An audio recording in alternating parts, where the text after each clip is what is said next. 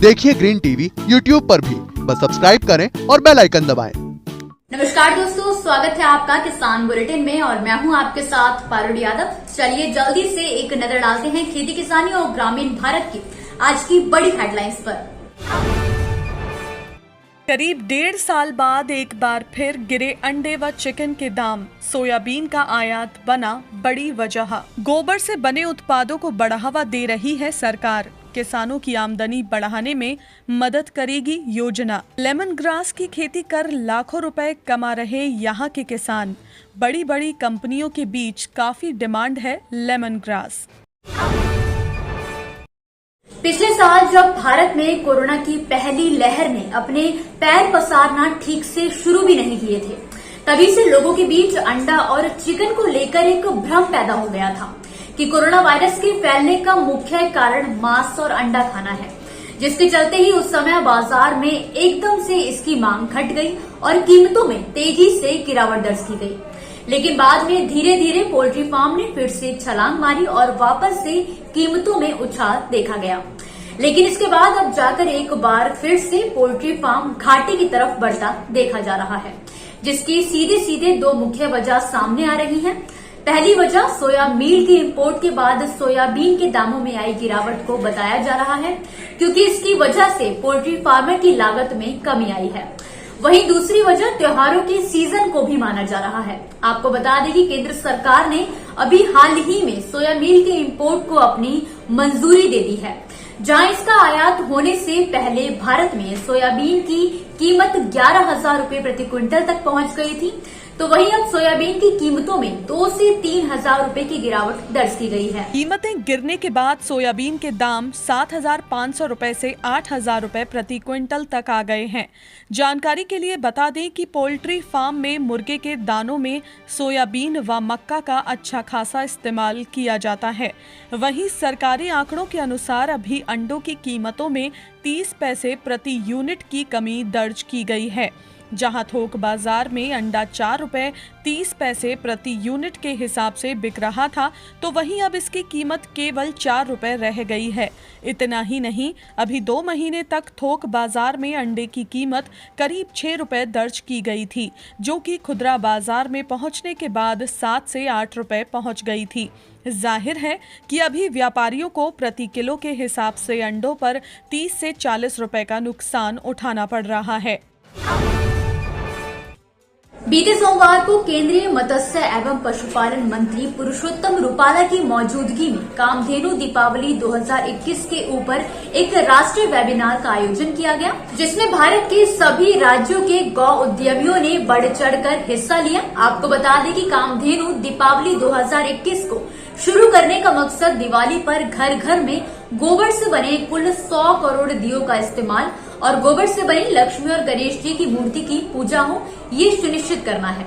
इस काम का मार्गदर्शन राष्ट्रीय कामधेनु आयोग के पहले अध्यक्ष और पूर्व केंद्रीय मंत्री गौ व्रती डॉक्टर वल्लभ भाई कथीरिया द्वारा किया जा रहा है। खबर की माने तो देश के हर राज्य में इसके लिए बैठक और प्रशिक्षण जैसे कामों को भी शुरू कर दिया गया है।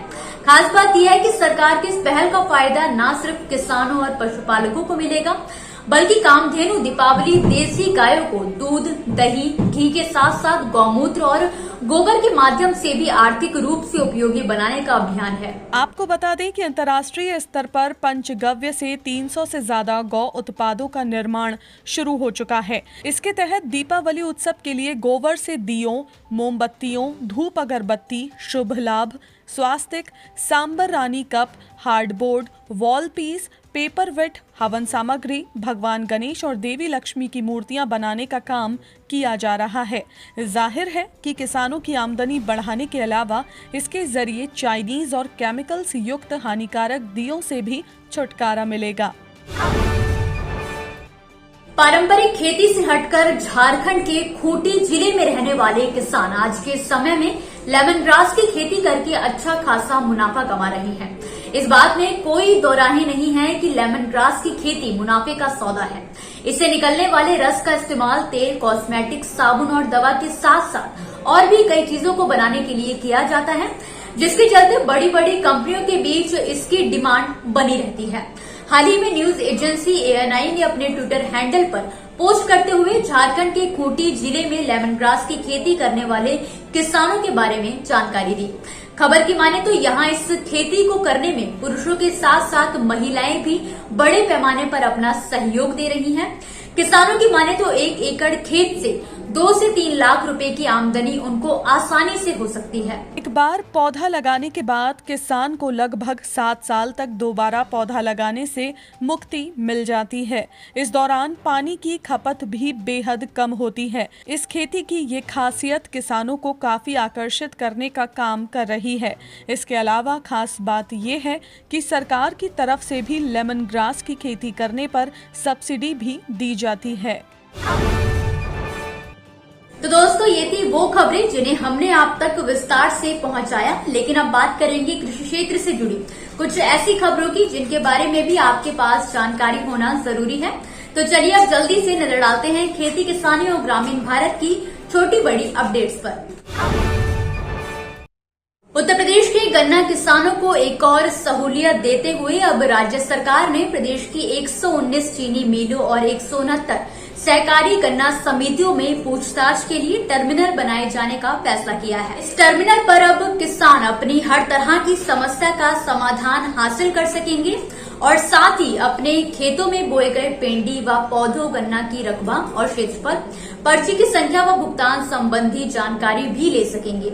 इसके लिए उन्हें अपने गांव का नाम और कृषक कोड बताना होगा। टर्मिनल में मौजूद अधिकारी किसानों की समस्या को प्राथमिकता से सुनेंगे और उसका जल्द से जल्द निवारण भी करेंगे। इतना ही नहीं, गन्ना माफिया की रोकथाम के लिए अब केंद्रों पर एडवांस गन्ना तौल नहीं होने के भी दिशा निर्देश जारी कर दिए गए हैं। इसके अलावा सैन्य कृषक सदस्यों को गन्ना आपूर्ति में 1 जनवरी से 20% की प्राथमिकता दिए जाने का भी निर्णय लिया गया है। राज्य सरकार द्वारा लिए गए इन फैसलों का फायदा सीधे तौर पर किसानों को मिलेगा।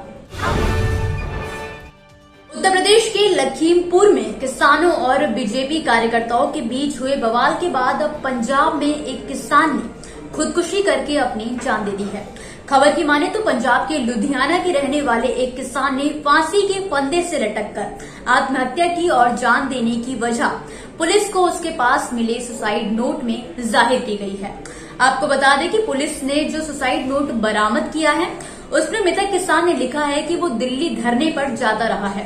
लखीमपुर घटना ने उसे बहुत आहत किया है, इसलिए वो आत्महत्या कर रहा है। घटना की जानकारी मिलते ही थाना सुधार पुलिस ने मौके पर पहुंचकर शव को अपने कब्जे में ले लिया है। वहीं आत्महत्या की खबर मिलते ही किसान नेता भी सुधार सिविल अस्पताल में पहुंचना शुरू हो गए।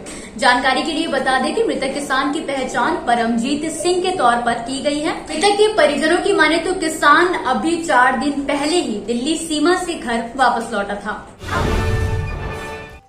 जहां एक तरफ अभी 2 दिन पहले ही उत्तर प्रदेश के लखीमपुर खीरी में किसानों और बीजेपी कार्यकर्ताओं की मौत के बाद बवाल मचा हुआ है, तो वहीं दूसरी तरफ राजस्थान के श्रीगंगानगर और हनुमानगढ़ में भी किसानों का प्रदर्शन अब तूल पकड़ रहा है। यहाँ भी किसानों के आंदोलन में लाठी डंडों के चलने तक की नौबत आ पड़ी है। जहां बीते सोमवार से घरसाना में लगा किसानों का महापड़ाव अब भी जारी है, तो वहीं अभी तक यहाँ किसानों ने एसडीएम ऑफिस में करीब 150 पुलिस कर्मियों को बंधक बनाया हुआ है। आपको बता दें कि यहाँ के किसान पिछले काफी वक्त से सिंचाई के पानी को लेकर आंदोलन कर रहे हैं, लेकिन किसानों की बातों को प्रशासन द्वारा लगातार नजरअंदाज किया जा रहा है, जिसके चलते ही गुस्साए किसानों ने एसडीएम ऑफिस में 150 पुलिस कर्मियों को बंधक बना लिया है। तो दोस्तों, आज के किसान बुलेटिन की बड़ी खबरों में फिलहाल के लिए बस इतना ही। आप मुझे दीजिए इजाजत, कल फिर हाजिर होंगे कुछ नई और बड़ी खबरों के साथ। तब तक के लिए आप देखते रहिए ग्रीन टीवी। घर पर रहिए, स्वस्थ रहिए, अपना और अपनों का ख्याल जरूर रखिए। नमस्कार। देखिए ग्रीन टीवी यूट्यूब पर भी, बस सब्सक्राइब करें और बेल आइकन दबाएं।